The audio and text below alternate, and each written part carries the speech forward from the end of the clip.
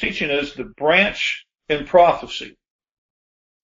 There is a biblical prophecy thread that weaves its way through the Bible about a branch that springs from an ancient tree that has been cut down for thousands of years. And it's multiple prophecies, and they go all the way through the Bible, even into the New Testament stuff, and talking about this. And so we're going to get started on one that you might not think of as prophecy, and it's in Job. And people don't realize that Job is a prophetical book, and a lot of the things that's been said in Job are prophecy. And this is just an example of that. This is Job chapter 14, and we're going through starting at verse 7 and go to verse 9. And this is on the NET translation. So, but there is hope for a tree if it is cut down. It will sprout again, and its new shoots will not fail. Although its roots may grow old in the ground and its stump begins to die in the soil, at the scent of water it will flourish and put forth shoots like a new plant. And it is the purpose of this teaching to bring to light that thread that prophecy is just a part of. So what it's saying is that, first off, there's a tree that's grown and it's fully developed, and in ancient times it's fully developed into really what Abraham, Isaac, and Jacob and their descendants, and then going into the kings and going into the nation of Israel, going into the split of the nation when it split under King Solomon's son, which I believe was Jeroboam, and it went north. The northern tribes was called Israel, and the southern kingdom, that was the northern kingdom, and then the southern kingdom was called Judah. So that's where the split happened. That split has not healed for all these nearly 3,000 years. Okay.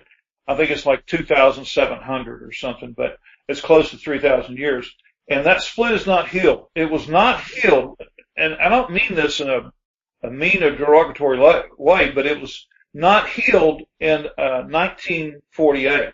It has not been healed because only one tribe went back, Judah, the Jews, went back to the Holy Land. And there's still 10 tribes out there.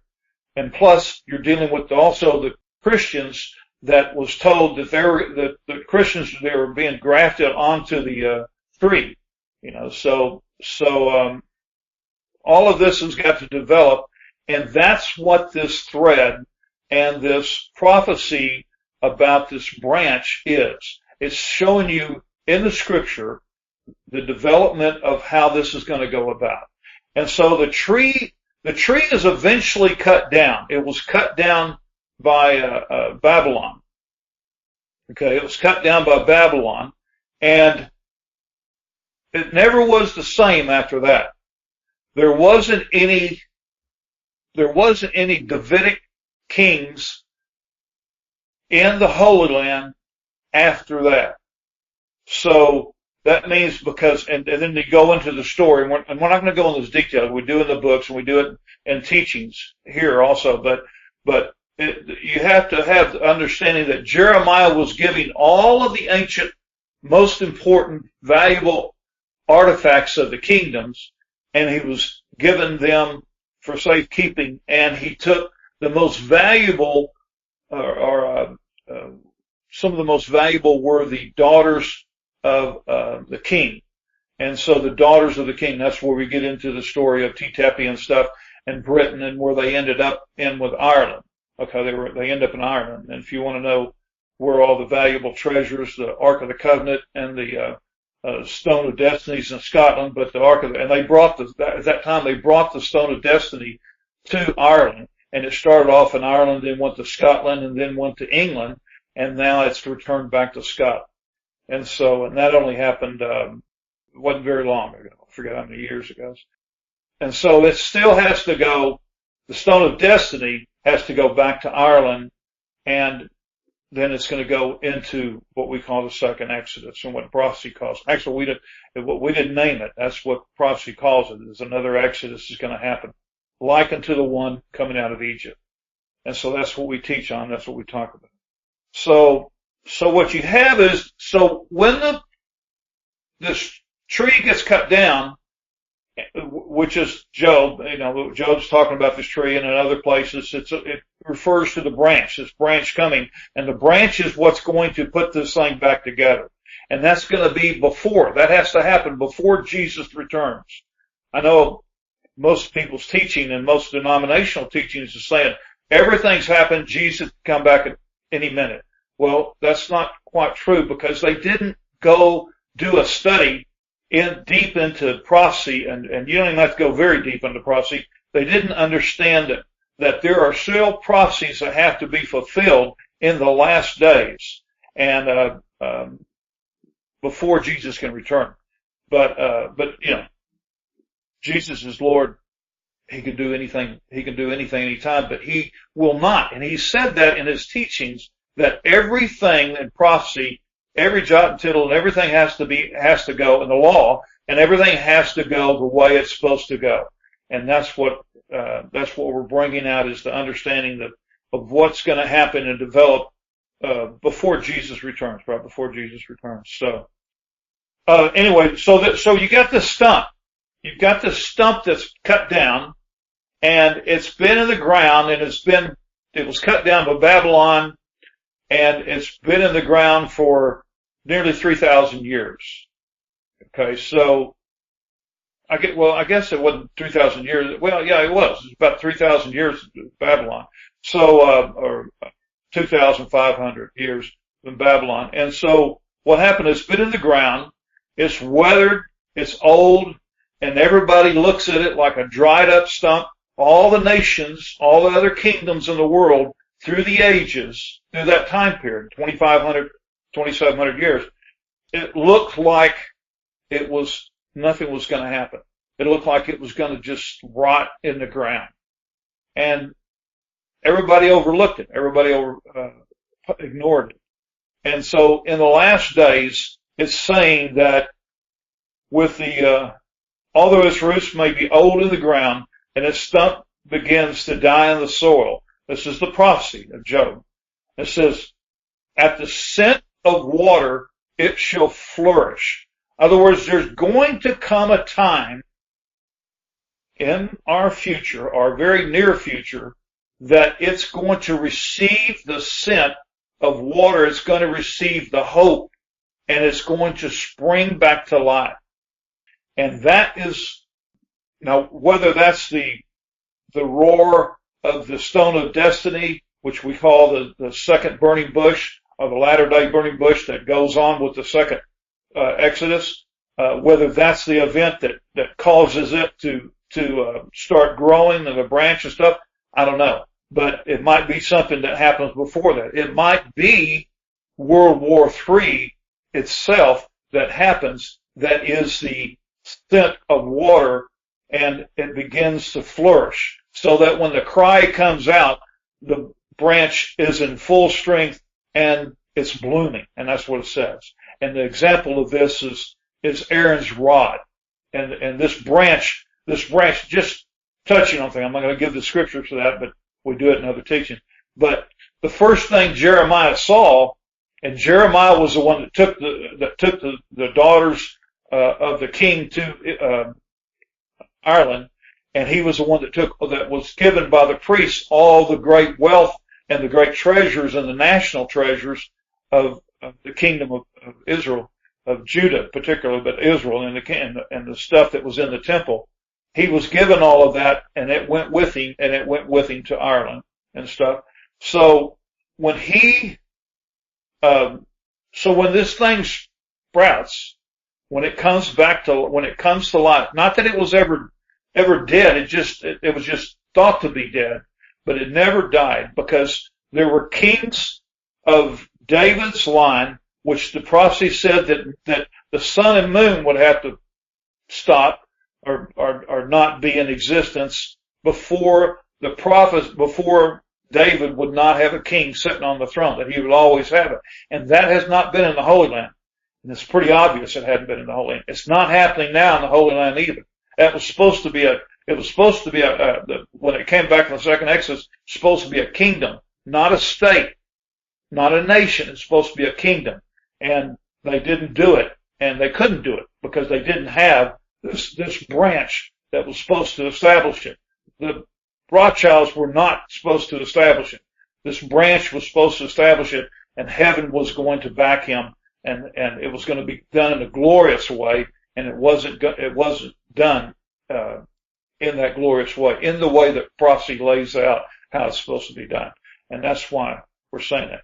But anyway, in the center of the water, and it will put forth shoots like a new plant. It's going to put forth the shoots, and that shoot is going to be, it's going to start growing. The tree's going to grow again. Okay. And that's what it's saying. It's going to grow again into this tree. And, one of those branches is going to be the branch, and it's going to flourish and produce, flowers, and then from the flowers produce the fruit. Okay. We're going to Jeremiah chapter 23, verse 1 through 8. The Lord speaks to the prophecy gospel wolves of our day. Now, the verses 1 and 2 is talking to them. It says, woe be unto the pastors that destroy and scatter the sheep of my pasture, saith the Lord. Therefore, thus saith the Lord God of Israel, against the pastors that feed my people, ye have scattered my flock. Okay. How they scattered their flock? Well, they made a bunch of denominations, and they scattered the flock. Instead of keeping it one flock, they scattered them into a bunch of different denominations and driven them away. Okay? And then they made the denominations, they gutted them of the Word of God, and they gutted them of the truth. And that's what drove them out of the denominations. Okay. And then it also, they created the different things that they called were non-denominational, and they were not very non-denominational. They were doing the same thing, and they kept driving them away. And now we're into we have been for the last probably 20 to 30 years into the prosperity gospel. And that's the very worst of all of it. And this is what it's saying is going to happen to them. It says, and have not visited them. They have not visited them. The NET Bible, that's the King James translation, but the NET Bible says has not taken care of them. In other words, the Lord is saying that these pastors have not taken care of the flock that he has put into their care. They're not taking care of it. So that's what you've got. That's what you have going on right now. And it has been going on for this whole period of time. It degraded every time it moved from the people of God, from the what they call the ancient Christians that went through the persecution, the 300 years after the last apostle John died, then you have 300 years of persecution, and they were called the primitive Christians. That's what they called themselves, the primitive Christians. And for those 300 years until Rome got on the scene, and Constantine, the devil used Constantine to the Great Compromise, and that's where we get the Catholics. They took into Catholicism and stuff like that. Then that's when the denomination started. That's when the stuff started happening. I know you want to think of the Protestants as being the only denomination, but that started separating the saints. They weren't all one. When they were under the 300 years of persecution, they were all united. They were all together. It was the underground church. But when the Catholics, when Constantine made the compromise with the Catholics, and he combined the pagans with the Catholics, and it became what we have as the Catholics. That's where it all comes together as separate them, scattered them, and then they started at some point in time, they started breaking them down, trying to get back to the truth. Trying to get back to the truth. Martin Luther, God bless him, Martin Luther was trying to get back to the truth. It started, and as long as Luther was there, and as long as men of God were there, they were being held to a higher esteem than what was there before, and they were coming back to God. So really, the people that were creating these denominations were men of God, and they were trying to get back to the truth, but they could not unite the sheep. They could not unite all the sheep, so they only took portions of them. And that's what they settled on, the portions, and that's what happened. And then all of a sudden, when they were gutted by the secret societies, when the secret societies came in there, they started weakening the teaching and they started putting men in the pulpits that were weak. I'm not talking about all ministers. God bless the ministers of today and other. But there are those that were of the secret societies, and we're talking also about the Masons and others that were put in the pulpits to attack Christianity and to weaken the saints. And that's why we have such weak churches today. That's why we have such weak deacons and elders and pastors. And that's why the people on the pew have become weak. Well, the people on the pew are waking up.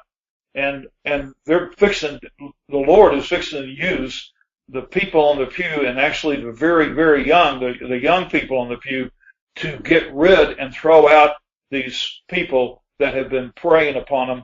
And some of that praying had come, not praying, but praying as a wolf would pray. Some of that has come through the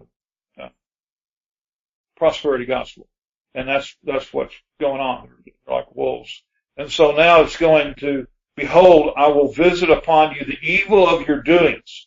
This is the Lord, what he said. Because you didn't take care of the flock. You didn't take care of the widows and elders. It's one of the things that you don't ever hear prosperity ministers talk about, are taking care of the widows and the orphans. And it says, because you didn't do what you were supposed to do, he goes, behold, I will visit upon you the evil of your doings, saith the Lord. Now that's falling upon their heads right now as we speak. And it's going to get much worse. It will get much worse quickly. As we go into this depression, the greatest depression probably I can't say that the greatest depression the world's ever seen, but the greatest depression, at least for many, many generations, I've ever seen. Far greater than what World War III, the 1930s depression was in America. It's going to get worse. So that is going to cause the people that the Lord saves that want to know the truth. They're going to run back into the churches. They're going to find the weakness and the people that aren't preaching the Word of God and aren't teaching the Word of God and have no real Spirit of the Lord there. They're going to find them, and they're going to clear those buildings out. Okay, those are just buildings. They're not the church. We are the church. Okay, and those buildings are going to be cleaned out, and they're going to be cleaned out so that the church can come back into those buildings. And serious, God-fearing, God-loving Christians will be back into those buildings. And that's going to happen in all the denominations. Actually, the denominations are going to fall to the wayside. All of them are going to fall to the wayside. And they're dissolving even as we speak. As they're being headed back into the Catholic Church. That's what these mega churches are doing. They're trying to head everybody back in, but we won't go into that. So that's a comment to another teaching. Okay, so we're still in Jeremiah, and this is in the third. It goes to the pre-World War III second Exodus prophecy. What happens is that there's coming World War III, but before the people can realize that the situation they're in is worse than what they thought, Okay, the Lord is going to point that out to them. Okay, he's going to take them through these hard times, and judgment's going to fall on the wicked, and judgment's going to fall. You know, the rain falls on the just and the unjust, but the wicked are really going to suffer through it, and it's going to turn them to the Lord, because there's nothing like the overrunning of darkness on society that makes people fall to their knees and start praying and turn to God. And that's what we're having. That's what we have now. We're being overrun with darkness. It's everywhere in America. I'm in America, so I'm an American. So it's everywhere in America. It's everywhere in Europe. It's everywhere in Asia. It's going on in China with the collapse of the Communist Party. It's happening in different countries all over the place. In Britain, the new king doesn't want to be the defender of the faith because he doesn't believe in it anymore. But everywhere this darkness is falling, and it's causing people to fall to their knees and go into prayer, go into deep prayer, and to seek God. And that is going to raise up a tremendous, what we Christians call revival, but it's going to look it's not going to look like just a revival. It's going to look like getting back the foundations of Christianity, going back to the foundations of Christianity. And that is the hope. That is tremendous hope. Okay, so that is what we're doing. The message we're giving when we're talking about World War III and it's going to happen, we're talking about the second Exodus, it's a message of hope. It's not a message of depression. What we have now in the world now is a message of depression, and where there doesn't seem to be any hope. And the people are running into the churches and they're not finding any hope there because they're so weak. The churches are so weak. The buildings, the buildings that they're running into, and we're going to stop calling those buildings churches because we are the church. And that's exactly what the scripture talks about too.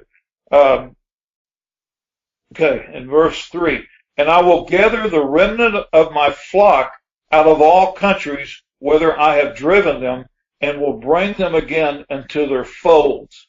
Now, the net, that's the King James says folds, and in the NET it says homelands. So what you're going to have before the second Exodus takes place, before it happens, is what you're going to have is you're going to have God's going to wake the rams of the flock. He's going to wake the people up, and he's got them awake, and he's got them learning, and he's got them leading. But they are the leaders, and he is going to move on them to go into their races and wake the races up, because darkness wants to turn the races against each other. And they have turned the races against. And they want to develop that into this tremendous race war. But God is going to go have these rams and these leaders go back into their races, and they're going to develop those and give those races hope. And they're going to turn back they're going to get out of the places that World War III is going to be the most severe in. And one of them is going to be America, one of those places, and the others is going to be Europe and so forth, and also in the Pacific and stuff. But they're going to cause those people to flee out of. A lot of them are going to be fleeing out of America. Those leaders and those rams, they're going to be like kind of like the apostles were of the first century, where they went out and they developed. And they brought the message to what was going to happen. They brought the message of what was going to happen, that World War III was going to break out, and that it was going to go certain ways because of the way prophecy says it's going to go, and that at the hope after a year of the development and a year after the destruction of America is that there was going to be a great event that's going to take place. And it's going to take place, it's going to happen in Scotland. And when it takes place, it changes everything. because then we're dealing with the branch and the prophecies dealing with the branch. And so that's where it's coming down to. It says, and they shall be fruitful and increase. So these rams are going to go out, they're going to go back into their ancestral countries and stuff, and they're going to get message out of what's about to happen. And then the people are going to, a lot of people are going to believe it. Some people are going to sit on the sideline and say, I'm not sure this is going to happen. And then as the events start unfolding and as these events happening, it's going to solidify the races out in those countries where they came from and stuff. It says that, and I will set, verse 4 in Jeremiah chapter 23, I will set up shepherds over them which shall feed them, and they shall fear no more. So what it's saying here is that it's going to be fearful. It's not going to be like it has been, and it's going to be fearful. And so the darkness from some certain areas that's been pushed back to for so many decades and time, though that darkness is going to be creeping into the areas of the cities that hasn't seen a lot of darkness, and it's going to be creeping in, and things are going to be done, and it's going to be fearful. But at that time, that's when the people are going to fall onto their knees, and they're going to seek for the Lord, and they're going to come to the Lord. And there's going to be a great, like I said, great revival at that time. And that's all has to happen. That's going to happen in America and in Europe before World War III breaks out. Before World War III breaks out. So, now what you're seeing in the nations in Ukraine, and what you're going to be seeing here pretty soon in the Baltics, as the Russians take the Baltics and stuff, and then they take the Scandinavian countries, and they're going to overrun the Scandinavian countries. They're going to get all that secured so they can invade America. And you're going to see those are going to be the royal Russians, and it's going to be the royal Chinese, not the communists. Right now, the Communist Party is falling apart in China, and the royal Chinese, the descendant of the last emperor of China, is going to be put back on the throne. There might be a few things happen before that, like it happened in Russia before the descendant of the Romanovs, which is Putin, which would be Putin. That's why whenever you see Putin, you don't just see the Russian flag there. It's a Russian flag that's just got the colors to it, but you see the Russian flag with the crest of the Rothschilds. God forbid me say that. It's the crest of the Romanovs. And the crest of the Romanovs, that double-headed eagle, is the crest of the Romanovs, and you see that when you see Putin. And that's because what that's saying is that he is the descendant of the Romanovs. And so that's going back under, and it has been for some time, I believe, back into the time of the Tsar. And they've recreated the times of the Tsars. And he's put all that back in place. So neither shall they be lacking. It says, neither shall they be lacking. So when they get, it says, they shall not be, it says, they shall fear no more, nor be dismayed. And the NET says terrified. So they're not going to be terrified. So there's going to be things going on in Europe, and there's going to be things going on in America, and there's going to be things going on in Australia and New Zealand and these different countries and stuff that's going to be kind of dark, going to be kind of horrific, but the Lord is going to be in there with the saints and the people that turn to Him, and there's going to be martyrs, there's going to be persecutions. Not that you're going to be, untouchable or anything like that, but that's where people are going to turn to God, and they're going to get a hold of God, and they're going to get a hold of prayer, and the Spirit of the Lord is going to move, and miraculous things are going to happen. to protect them. And it says, neither shall it be lacking. It says, so when it happens is they're not going to be lacking, even miraculously way, or the Lord's going to lead them and help them to find things that they need to survive. It says, none of them, shall turn up missing, saith the Lord. So, it says that they're not going to be lacking in King James, and the NET says, none of them shall turn up missing. So the Lord is going to protect. He's going to protect. What he's talking about is he's going to protect the rams. He's going to protect the saints, but it doesn't mean that we're not going to lose some people. It means that God is going to protect them, and those that are being called home, or those that we lose, are being called home to the Lord, and it's their time. They've done their time here, and they're going on, and that's a very important grasp and understanding of it. But that the Lord is going to protect, and even if He has to protect in miraculous ways, He's going to protect. But just walking down a street and realizing that you don't need to turn to go down another street where you were going to turn, and you don't turn there because there's something down there and the Lord lets you know that that's not a place you need to go. You need to go another direction. That right there is a miracle, because He's saving your life. Now, you might not realize that your life's being saved at that moment. It might be later that you realize that something happened on that street and that you find out about it. This has happened to me. This has happened to me several times, and I'm sure it happened to you also. But there were places in your automobile or when you're walking and stuff that you do not need to be going down there, and the Lord tells you don't go down there. And you're going to, this understanding, this sense, this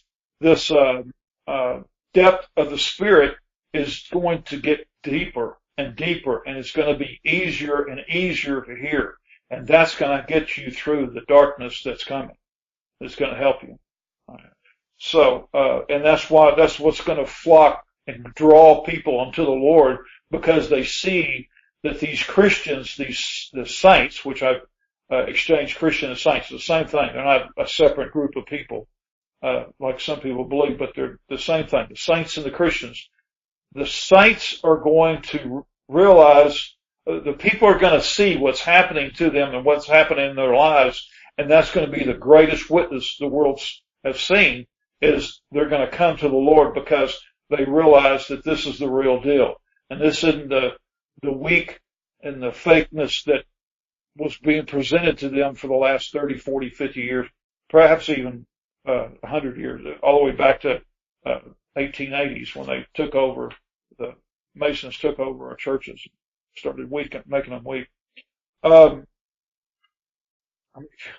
You're probably hearing some things. I know the people that are at the conference here, that you're not hearing stuff you hadn't heard before, but people are hearing this on the different social medias and stuff like that. Some of this stuff they probably haven't heard before. So here we go. So the promise is a promise of a latter-day King David. And this picks up in this Jeremiah and verse 5. And it goes, now there's a latter-day King David, and then there is Messiah ben David. Now Messiah ben David, who came 2,000 years ago, which was Jesus and is Jesus, when they called out son of David, that's what you see in the movies when he's walking down the street and they call out, son of David, have mercy on me. Well, actually they weren't calling just like in the English son of David. They were calling Messiah ben David, have mercy on me, because they were saying that we know that you're a Messiah. That was his title, and that is Jesus. But there is a latter-day King David, and his name is changed from whatever it is when he's in hiding and going through his training and stuff, whatever it is, whatever his name is, we don't know until the stone cries out.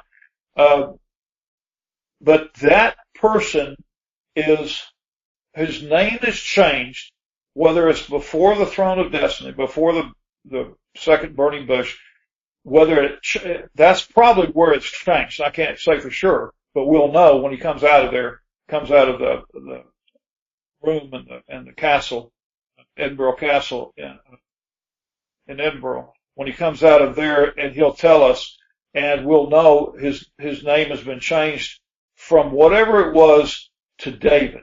So he is the David that is going to build the third temple. And we'll show you that Jesus does not build the third temple, but this person is. He's the one that is to build the third temple. And it's not going to be done by red heifers either. That's an illusion, a delusion, an illusion on the part of the Jews. It doesn't happen by that. It's going to take a lot more than red heifer blood to sanctify that, all the last 3,000 years of what's been going on over there, what's been happening over there, and also what's been happening in the last 78 years. It's going to need a lot of sanctification just to get over what they've been doing in that land for the last 78 years that has polluted it. Okay, verse 5. Behold, the days come, saith the Lord, that I will raise unto David a righteous branch, and a king shall reign and prosper. So that's talking about the latter-day King David. And it says, okay, it's talking about the latter-day King David because it says a king. Okay? If it was talking about the return or the reign of Messiah ben David, it would refer to the king. But it's saying a king shall reign and prosper. Okay? Now, I know this is, you've got to realize that this is also going to change to mean Jesus and on down to the prophecy, because a king shall reign and prosper and shall execute judgment and justice on the earth. Okay.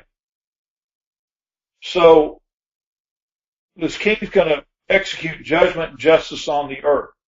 But this king, anyway, we'll go into the two houses of biblical prophecy, house of Judah, which is Jacob, and the house of Israel shall be saved.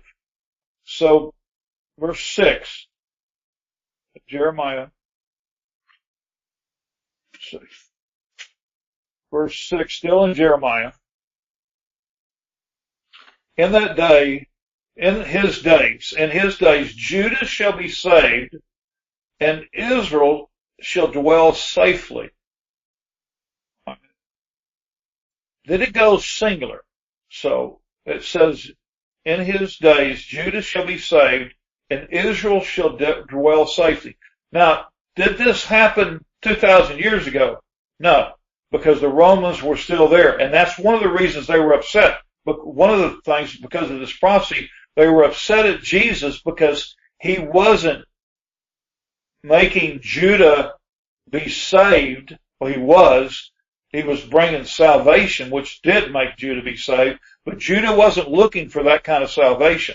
They wanted to be saved from all their enemies, and their enemies, their top of the list of enemies was Rome 2,000 years ago.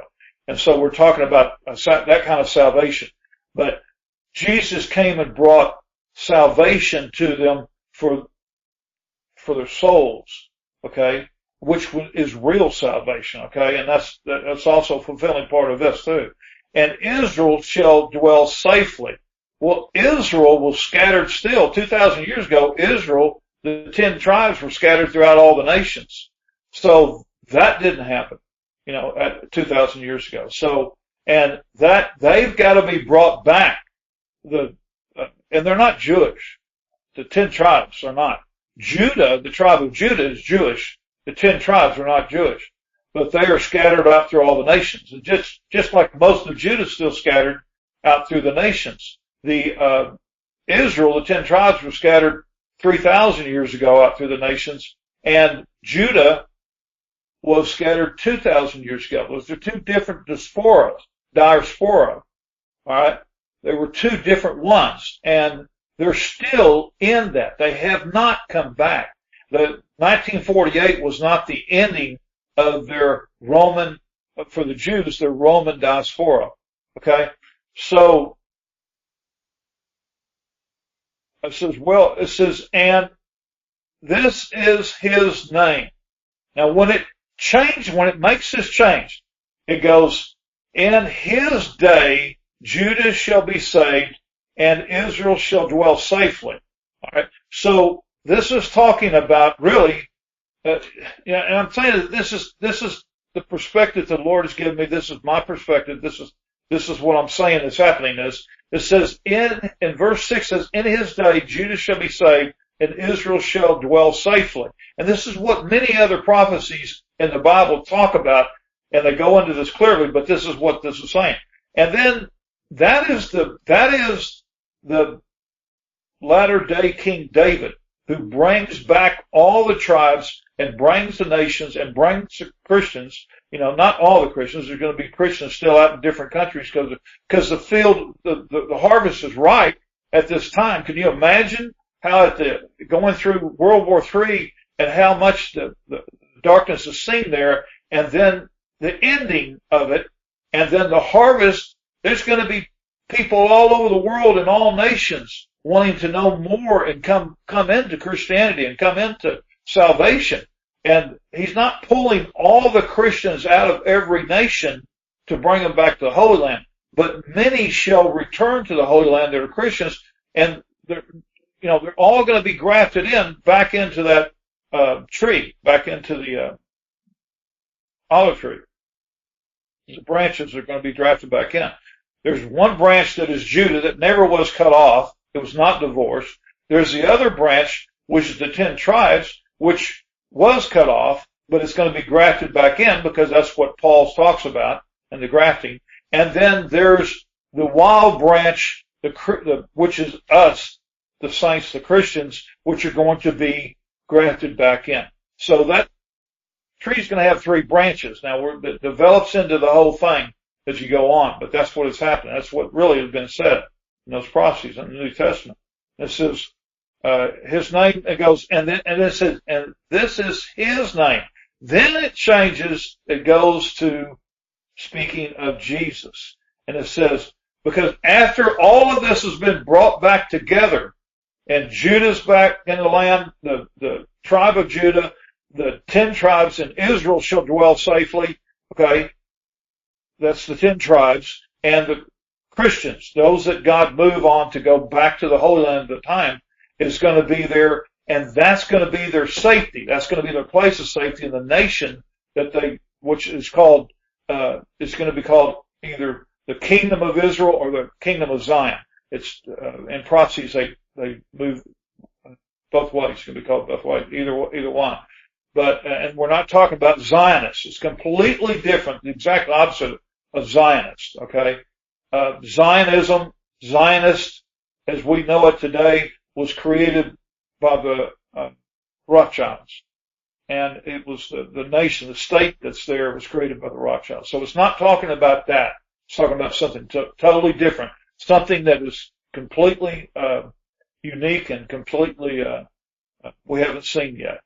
So, and it says, and his name whereby he shall be called the Lord our righteousness. Now it's speaking about Jesus. That is a title that is on Jesus. Okay. Now, second Exodus.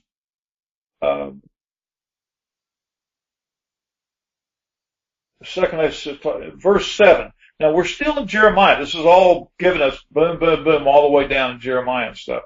And it says, therefore, behold, the days come, saith the Lord, that they shall no more say, the Lord liveth, which brought up the children, plural, of Israel out of the land of Egypt, but the Lord liveth, which brought up and which led the seed, singular. So it's 2 different events of the house of Israel. Not the same thing as the other. The other one's plural. Coming out of Egypt, it was plural, and it says the children. And then it says the seed, singular, the house of Israel, the same out of the north country and from all countries whither I had driven them. And they shall dwell in their own land. So they're going to dwell in their own land. We were talking, it's going to be called the kingdom of Israel. It's also going to be called the kingdom of Zion. So this is the official return of the 10 tribes. This is saying that the 10 tribes, the house of Israel, okay, which is the 10 tribes, and then also the house of Jacob, which is also singular, which is the Jews. So together they are plural. So you put them together and they're plural. You put them together just like the two sticks. I think it was Ezekiel that had the two sticks, and the Lord told him to separate. Well, that was a separation of one stick. It was separate. It was one stick he separated, and then they were going to come back together, and that's going to be the nation again, the kingdom again. It's not going to be a state. And so, Zechariah. So Zechariah chapter 3, verse 8 through 10. Now we're going through and we're dealing with the branch throughout the scriptures and the prophecies of this branch throughout the scriptures. So it goes, Zechariah chapter 3, verse 8. Hear now, O Joshua the high priest, thou and thy fellows that sit before thee, for they are men wondered at. For behold, I will bring forth my servant the branch. And this is the branch, all in capital letters. That only happens, you can go to Strong's to see this. It's laid out right there when you look at Strong's exhaustive concordance and you look at branch.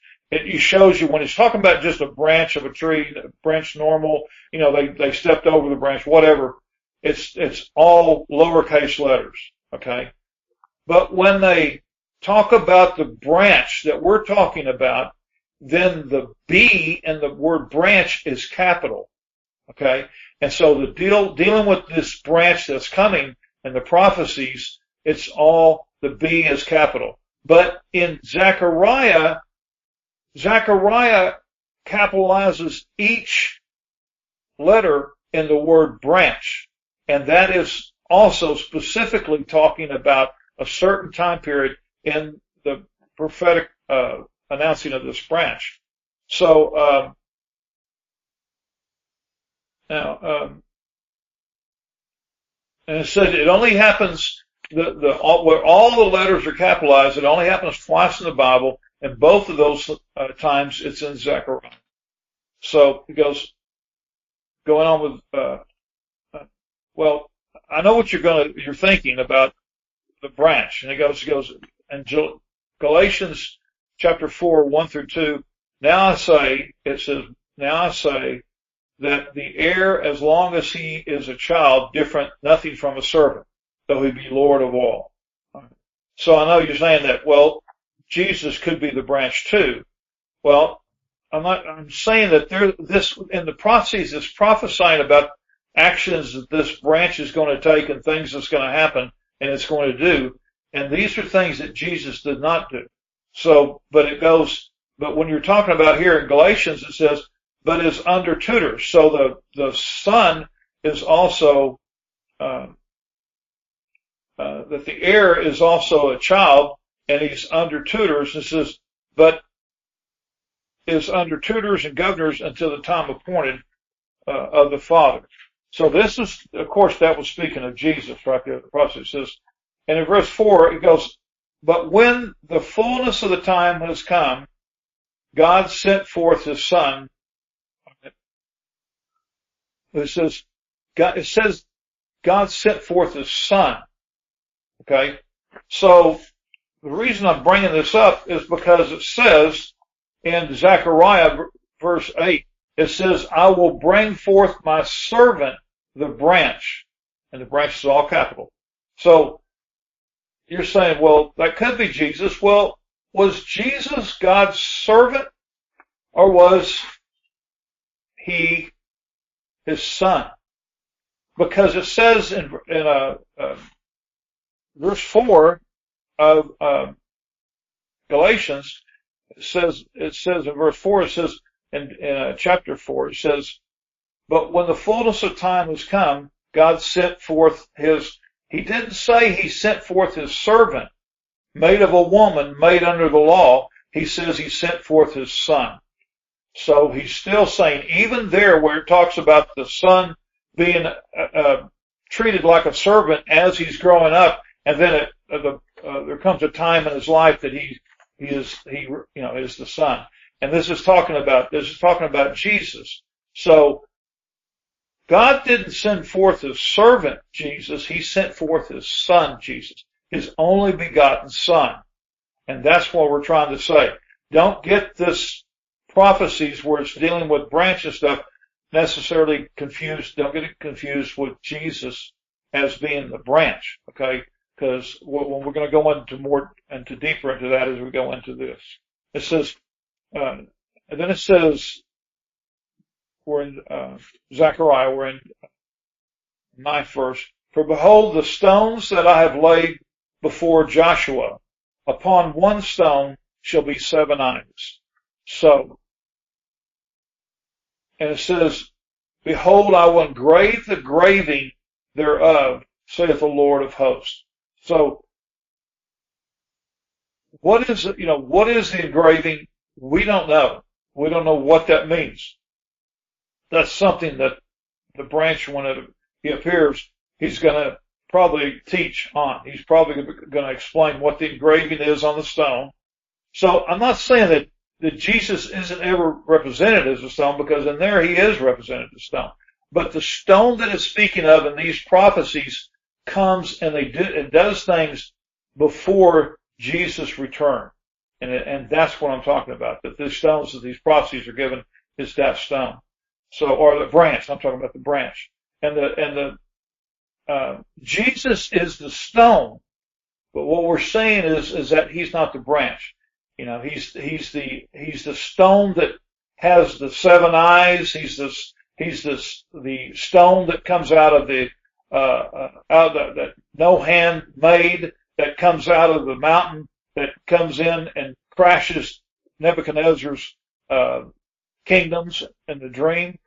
That's Jesus. But the branch is different from the stone. And I will remove the iniquity of that land in one day. So, what's going to happen is he's going to remove the iniquity of that land. When he's talking about the Holy Land, and he's going to do it in one day. And the iniquity of nearly 3,000 years is removed in one day. Does that sound like the state of Israel, who has existed for 78 years? So this is supposed to happen. This is supposed to happen at the founding of the kingdom, all right, which is yet to happen. And it says the founding of the kingdom, the iniquity shall be removed in one day. And so it can't be talking about the state of Israel, because the state of Israel has been there 78 years. It says, or does it sound like something else the Lord is going to do? So it sounds like there's something else that's going to happen, and it's not going to involve the state of Israel. It's going to involve something completely different, completely new that God's going to do. So it says in verse 10, in that day, saith the Lord of hosts, shall ye call every man his neighbor under the vine and under the fig tree. This could only, it says, and so it's going to be a time of a peaceful time there when that kingdom is created. And it's going to be a part of the 3 kingdoms. And prophecy says at that time there's going to be 3 kingdoms created. One is going to be the kingdom of Egypt, which is going to serve the Lord. And one is going to be the kingdom of Syria, which is going to serve the Lord, along with the kingdom of Israel, the kingdom of Zion. And it says, but in that day, saith the Lord of hosts, shall you call every man his neighbor under the vine tree and under the fig tree. So it's going to be a time of peace. That's not been what's happened in the last 78 years with the state of Israel. This could only refer to the state of Israel if the man and his neighbor had an Uzi strapped to his side. And that's not what it's talking about. It's talking about there's going to be a time of peace. This is before Jesus' arrival. This is all before the Battle of Armageddon, where Jesus appears and ends it and begins his reign. This happens before all of that. These are prophecies that have to take place before Jesus returns. Okay, so Matthew chapter 22, verse 41 through 46. Whose son is the Christ? So this is also found in Mark chapter 12, verse 35 through 37, and Luke chapter 20, verse 41 through 44. And they're all speaking of whose son is the Christ. So we're talking about this branch that's coming is going to be the son, is going to be the son of David, who's going to be a descendant of David, the DNA of David that's gone through the time.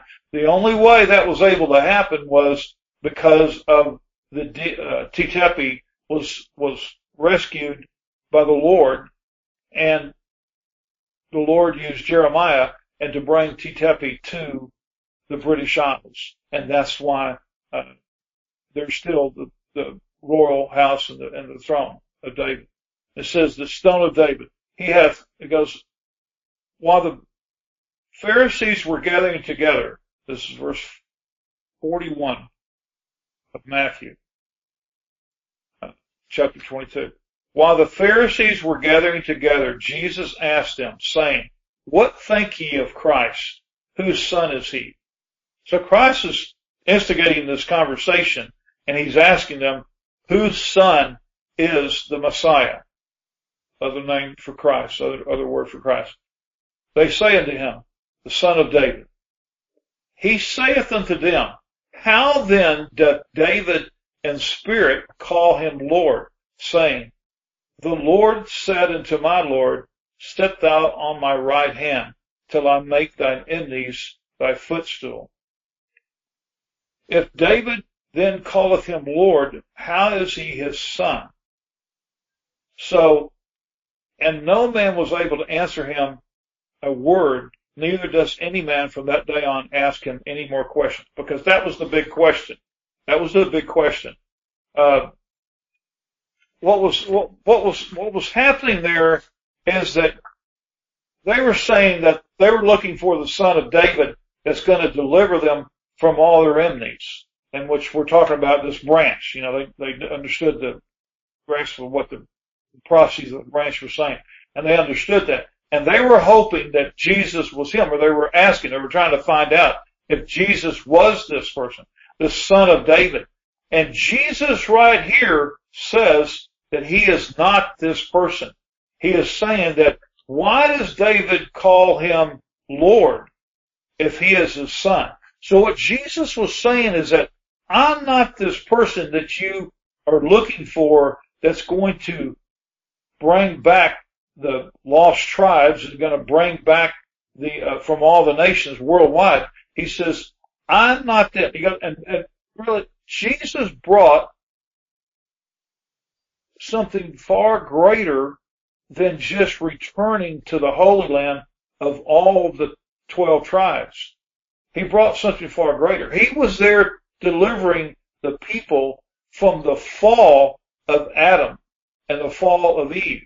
He was delivering them. He was bringing salvation. He was bringing something much greater than just a return of the 12 tribes. Although the return of the 12 tribes is going to be great, what Jesus was bringing was far greater.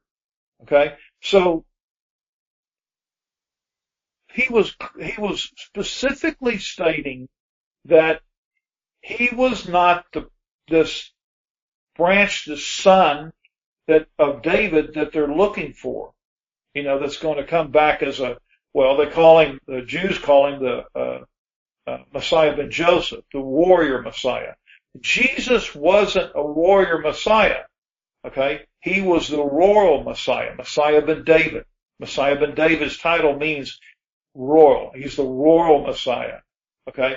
Now, this branch, even though his name has changed from whatever it is before to David, does not make him the David he's not Messiah ben David. Messiah ben David is Jesus. He was Jesus 2,000 years ago, and he's going to be Jesus when he returns. Okay? And they're going to call him Messiah ben David. Okay? But this is a much lesser. This what the Jews call Messiah ben Joseph, or I'd rather refer to him as the second Moses, okay, or the latter-day King David. It appears we won't know until the Valley of Jezreel when that takes place in the Holy Land at the ending of the second Exodus. We won't know if the second Moses and the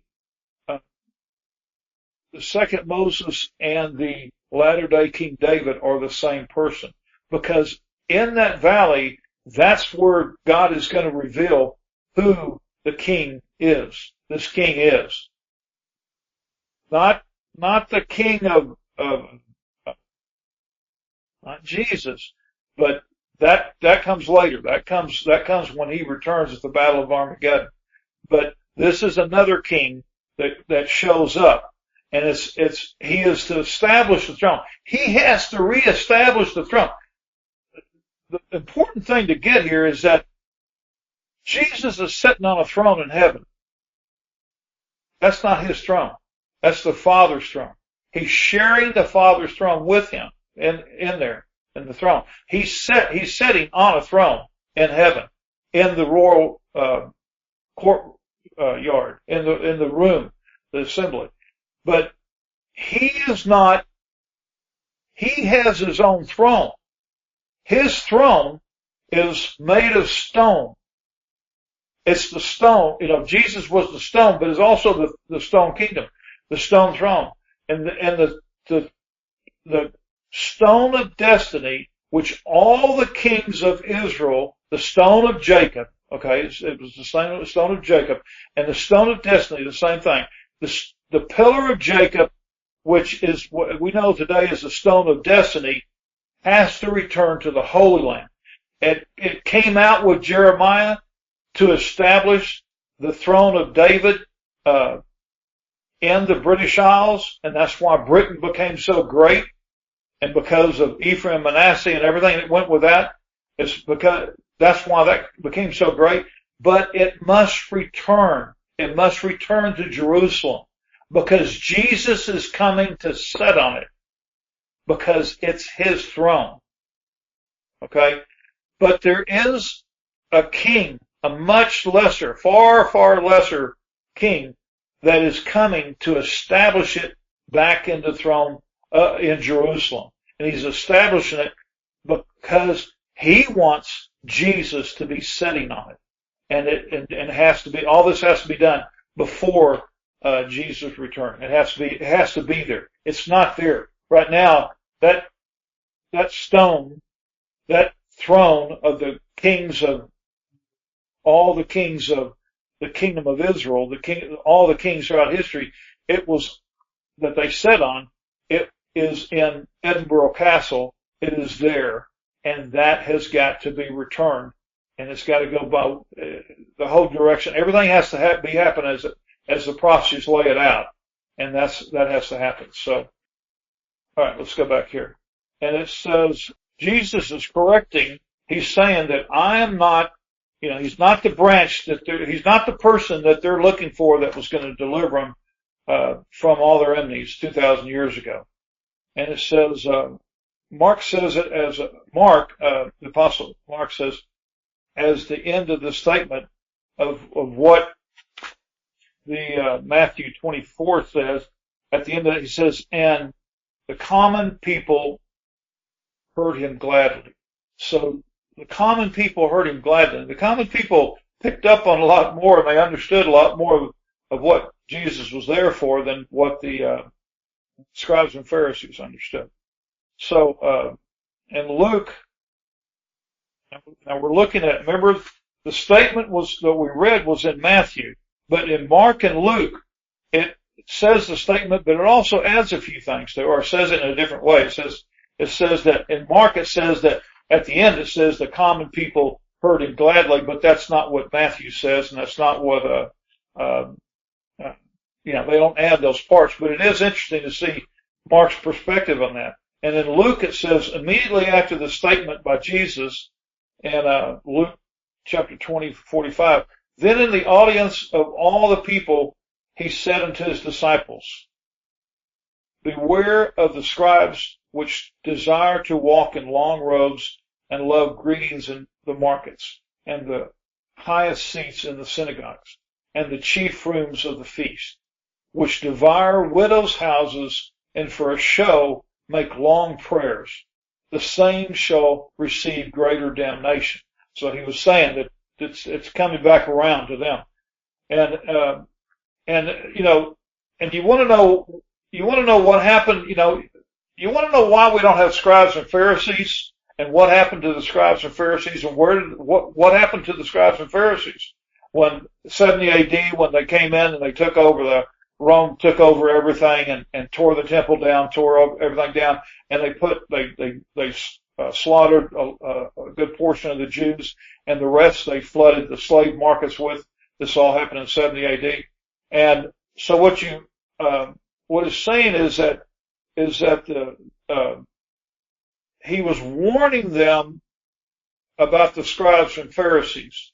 So if you want to know where the scribes and Pharisees, why we don't have scribes and Pharisees today, because the scribes and Pharisees after 70 AD, when they were the ones that stayed alive and they were shipped across Europe, and most of them gathered, the Jews that were out in the Roman Empire that were not captured and were not actually, they were in the Roman Empire scattered out doing commerce, and they were not part of what happened in 70 AD because they weren't in the Holy Land. Well, what happened was those Jews took their money and started buying up the Jews that were on the slave trade, that were flooding the slave markets so that the price of slaves were crashing. Okay, it crashed. So these Jews that were out there in the Roman Empire, they were buying whole shiploads of Jews coming out of the Holy Land as slaves, and they were shipping them to Spain. And that's the whole history of Spain that's fascinating. That's why you don't hear much of Spain, because of things that went on there, but nowadays, they shipped them all to Spain. They were creating the Jews that were the merchants in the Roman Empire. They wanted to put these Jews that were in slavery in a place of safety, and so they sent them to almost the uttermost part, not quite, but almost the uttermost part of the Roman Empire. They put them into Spain, and in Spain they started gathering together and they started working. They started providing funds for them, stuff like that. But one of the things that happened to these Jews, because they had a lot of scribes and Pharisees in them, what they did was the scribes and Pharisees left because there was no more scribal schools or Pharisaical classrooms or anything like that where they were learning. So they went into the rabbinical schools that were established there. And the scribes and the Pharisees became the rabbis that we've had for the last 2,000 years. So that's a big secret that they've kept hidden. And they really don't want it out, because the Christians, all of a sudden, if they start seeing that, you're not going to be buying what the scribes and what the rabbis are teaching, because Christ said, call no man rabbi. And he was saying what he was doing. When Christ said that, when he said, call no man rabbi, he completely collapsed the rabbinical schools. He completely, he says, don't look for them for answers. So, translate into modern Texan. So what was happening here? It says, watch out for the $5,000 suits and them that demand you call them doctor, but they didn't do the work. And the private jets and the $20 million mansions. That's my translation of what Matthew chapter 22 verse 41 through 46 is saying. And it says, what it says in there, in that verse 47, it says, which devour widows' houses, and for a show make long prayers, the same shall receive greater damnation. Now this is talking about the wolves. We're talking about the wolves here in the prosperity gospel and so forth, and all wolves. But it says, and what it says on the end of the Texas translation is these people are going to burn in hell for doing what they're doing. If they're doing it for greed, you know, if they're doing it for greed, they got problems, and they need to fall down on their knees to God and repent and get out of that business. And we're going to Revelation chapter 5, verse 5. We're almost finished. Just got a little ways to go. It says, the root of David, Revelation chapter 5, verse 5. And one of the elders saith unto me, Weep not. Behold, the Lion of the tribe of Judah, the root of David, hath prevailed to open the book and to loose the seven seals thereof. So this is where Jesus is the root of David. This is what it's saying about the root of David has prevailed to open the book and to loose the seven seals. In Revelation chapter 22, verse 16, it says, I, Jesus, have sent mine angel to testify unto thee these things in the churches. I am the root and the offspring of David, and the bright and the morning star. So, this is Jesus speaking of himself. He's saying, he's saying, I'm the root and the offspring of David. So he is the offspring of David. You know, he's not saying that he wasn't. He's just saying, he was telling the Pharisees and the scribes that were coming and asking that question 2,000 years ago, he was saying, I'm not the offspring of David as you think I am.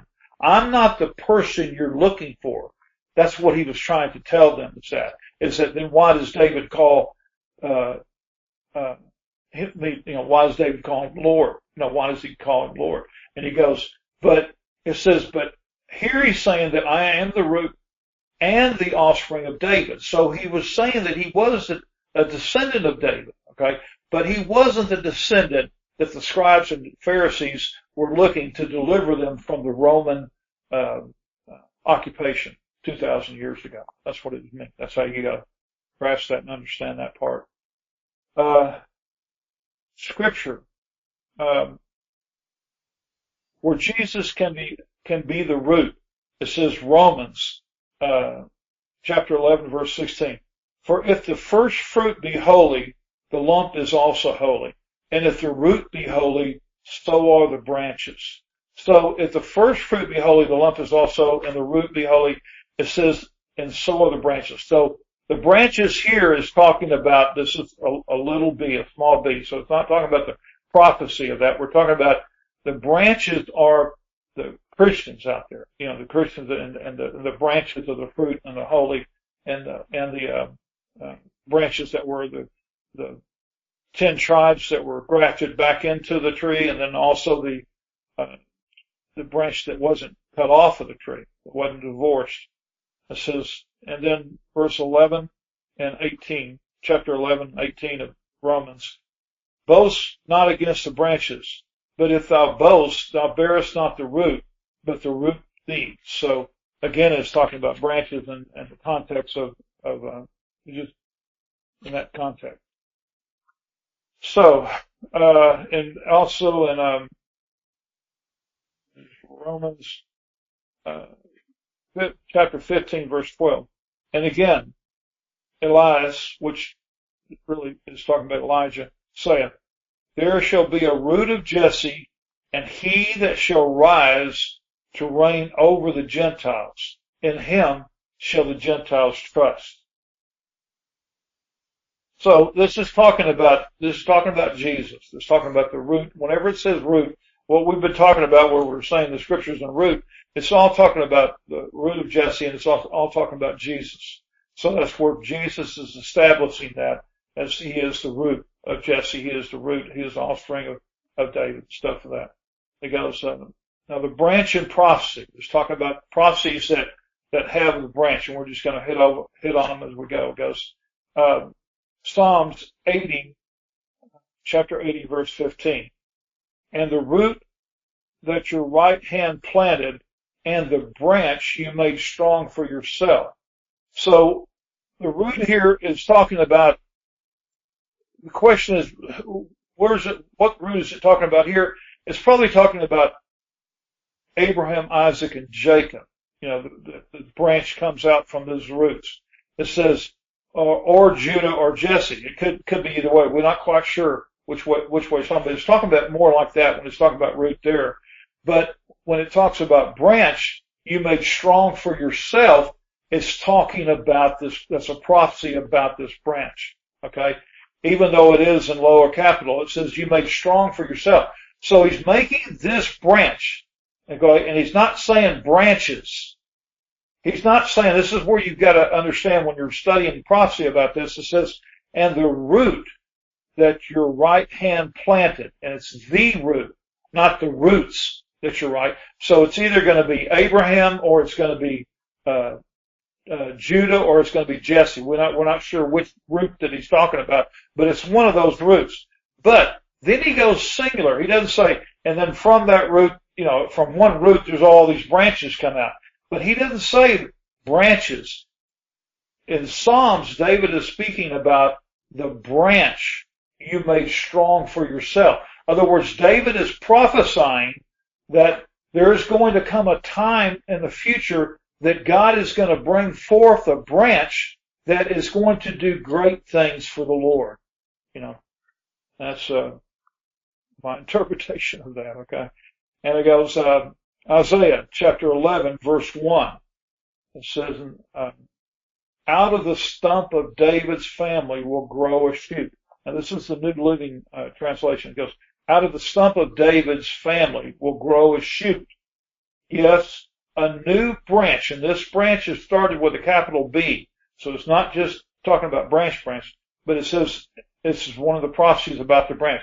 A new branch bearing fruit from the old root. Now that's what we read at the very first when we're talking about Job is prophesying about this, and that is what we're talking about. And this is reaffirmed in Isaiah. And it says a new branch bearing fruit from an old root. So now what it's not going into here is where it's talking about the root. There was a trunk there as the tree was cut down. It grew old, so that no one could believe that anything good or anything could come of that tree or that trunk. But yet, it says, a new branch bearing fruit. So that's where it's talking about in prophecy, we said that this branch is going to come up from this stump, and it's going to bear fruit. It's going to bear fruit, and God is going to use it in the actions and the things that it does. That's the fruit it's producing. Also, it's going to bear fruit in the sense that it's going to have this, it's second Moses. It's also going to interchange with the Lord as the first Moses interchanged. So it's going to bear this fruit, and the fruit is going to be many different things, not just events and things and actions that this branch does. It's also going to be an understanding and a teaching and a grasping of the situation you're in World War III, and where is this teaching going to take place? It's going to take place within the second Exodus. Okay? And that's as the branch is the second Moses. And then the branch, when it gets out and they create this kingdom in the Middle East, then it's going to give teaching to the world as long as it can until it's actually eventually becomes killed. But it's going to give teaching, and that teaching is going to be some of the teaching that was given on the floor of the Atlantic during the second Exodus. Okay? And then it's also going to be a teaching that God's going to give the branch to let out to the nations. So this is going to go deeper. It's going to go deeper and deeper into Scripture. that we can't really even imagine this side of it. It's going to go deeper into it, and it's going to understand God, just like, well, Moses wrote the first 5 books of the Bible, okay? And that was because he sat with God and communicated with God. So I'm not saying other books of the Bible is going to be written. It doesn't have to be. But this communication between the branch and the Lord are going to have, like the first Moses did, the second Moses is also going to be that way. As it goes, there is going to be understandings in the scripture that are going to be revealed to it. Okay? And that, we don't know what that is because it hasn't happened yet, but we'll know it when it happens. Okay. Bearing fruit and old root. And then Jeremiah chapter 23 verse 5. Behold, the days come, saith the Lord, that I will raise unto David a righteous branch, and a king shall reign and prosper, and shall execute judgment and justice in the earth. Well, you can say, well, this is Jesus. Well, Jesus does execute judgment and justice in the earth on the throne, on his throne. Okay? But it says, the days will come, saith the Lord, that I will raise unto David a righteous branch, and a king shall sit and reign and prosper. Well, you can't be dogmatic about this. I can't say that this is the branch, although it's capitalized in branch, and it goes with the form of the prophecies dealing with this person I'm talking about as a branch, the second Moses or the latter day King David, if they're one and the same. But I believe that this prophecy is talking about the branch as the latter day King David. I don't believe it's talking about Messiah ben David, although it could be talking about, the twofold fulfillment of prophecy, that once in time and space it's fulfilled, and then the second fulfillment of prophecy is going to happen in the 7-year tribulation period. So this could unfold in both those fulfillments of the twofold fulfillment of prophecy. They could both unfold into the tribulation period, and this would be an example of that. So that could be happening first with the branch that comes, which is whatever his name is, and his name's changed to David, or it's going to come with Messiah ben David, and it could be fulfilled the second time with Messiah ben David. And that's this is a very good example of when that could happen. It doesn't happen very much in Scripture, but this is an example of when that could actually take place and happen. So, we just got a little bit finished. We're almost finished. Goes, then you're looking at in Jeremiah 33 verse 15. And it says, in the New Living Translation, it says, in these days and at that time, I will raise up a righteous descendant. King James says branch. And it says, I will raise up a righteous descendant or branch with a capital B, the King James says, and from King David's line. He will do what is just and right throughout the land. Now, again, I say, just the wording of this and stuff, it says he's going to do what's right and just on the land. What we're talking about, the Holy Land, of course, but he's going to have an influence over the whole earth. In other words, when this great revival is taking place, there's a lesser revival that's going to take place before America is destroyed. Okay? And it's going to take place worldwide. But it's also this greater revival is going to take place when the 3 kingdoms that are in the Middle East, that we talked about it before just a little while ago, when the 3 kingdoms are there and they're all serving the Lord, then all the nations of the earth are going to look at it and they're going to say, really, there's something about this. This has ended in a miraculous way, and miracles are taking place, and these Christians and these saints that are in our land are performing miracles. They're raising people from the dead.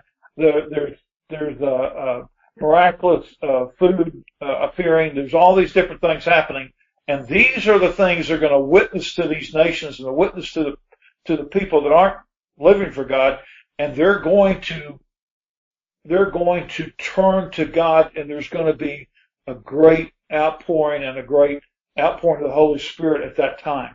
Okay, and that happens before the Antichrist comes into the third temple. And the temple is not, the third temple is not going to be built for animal sacrifice. Okay? There was one sacrifice made. It was made 2,000 years ago, and that's all the sacrifice that's ever gonna be made. And that was the sacrifice of the Lamb, the Son of God, Jesus. But we're talking about the third temple is going to be like the tabernacle that David had, that David built, that was all about prayer and worship, praise and worship to God. And that's what the third temple should be. Now, when the Jews get their hand on it, and the Antichrist is going to turn it over to them when he takes over the Holy Land, and he kills this Messiah ben Joseph, he kills the latter David, whatever, he does that. But when he takes that over, then the Jews are going to bring animal sacrifice, which is going to be a horrible thing that they should not do. And they'll bring the animal sacrifice into the temple, and that defaces and defiles the temple.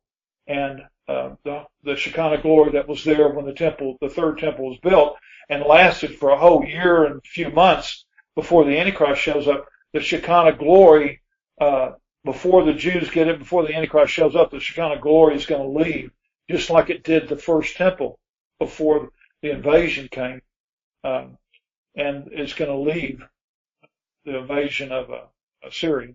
And so it's going to leave, and it's going to, it's going to leave, and it's going to leave so that the Antichrist, so the prophecies in Revelation can be fulfilled there that are dealing with it. And that's what happens. But that's a very minor thing to happen. That's a very minor thing for that to happen. The third temple is not to be built for the Antichrist to defile. How can he defile something when it's not even totally cleansed? The red heifer's not going to be able to cleanse it. They can't build it until this event takes place, and that takes place ending World War III. And so, in Zechariah, and this is going to wrap it up for us. Zechariah chapter 6, verse 12. Then speaking to him, saying, Thus saith the Lord of hosts, saying, Behold, the man whose name is the branch. So there's where, in Zechariah is saying that the man's name is the branch. From his place he shall branch out, and he shall build the temple of the Lord. And he is the one that's going to build the third temple. Jesus, now you got to understand, Jesus, when he comes, he does not come back to build the third temple. So it shows you that this branch, all capital letters, it shows you this branch is not Jesus. Jesus does not come back to build the third temple. All right? He will be the light of the world. There's no need for the third temple at that point in time. Okay? So, all right, and that ends the teaching on the prophecies dealing with the branch throughout the Scripture, throughout the Bible. For further information on this topic, please go to our website, 2exodus.com. God bless you. This is Dan Griffey.